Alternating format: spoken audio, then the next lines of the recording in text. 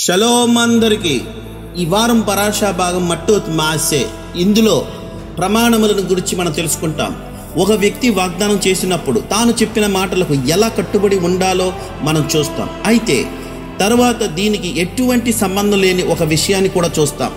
అదే మిద్యానుపై యుద్ధం. ప్రజలు తమ కొరకు కాకుండా దేవుని కొరకు ప్రతీకారం తీర్చుకోవాలని తోరా చెబుతుంది. అయితే ఈ యుద్ధానికి నాయకత్వం వహించుటకు ఫినెహాసు ఎంపిక చేయబడతాడు. ఇప్పుడు మిద్రాషు ఒక ప్రశ్న వేస్తుంది.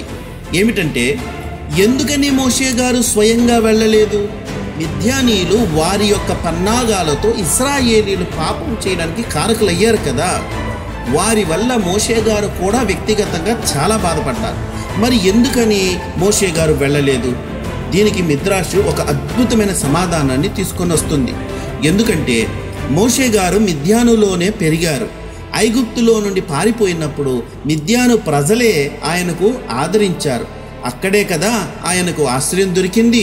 భార్య, పిల్లలు, కుటుంబం అంతా పొందడం జరిగింది. అందువలన యుద్ధం చేయమని దేవుడు ఆజ్ఞాపించినప్పటికీ తనకు దయ చూపిన ఆ జనంపై ఆయన కత్తి ఎత్తలేకపోతారు.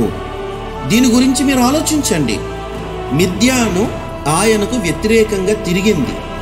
వారి వల్ల ప్రజలు అవినీతికి లోనయ్యారు, ఎంతో బాధపడ్డారు. అయినా కూడా మోషే గారు వారు తనకు చేసిన మేలు ఎప్పటికీ మర్చిపోలేదు.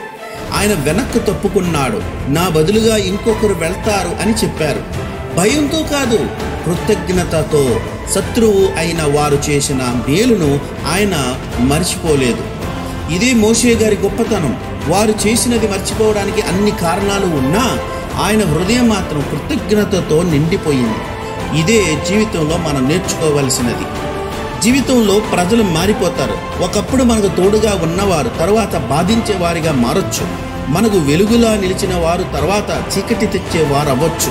అయితే ఎప్పటికీ వారు నీకు చేసిన మేలును మర్చిపోవచ్చు.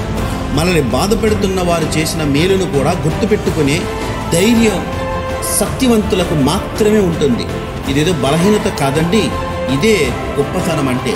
కాబట్టి మోషే గారి లాంటి వారి నుంచి నేర్చుకుందాం.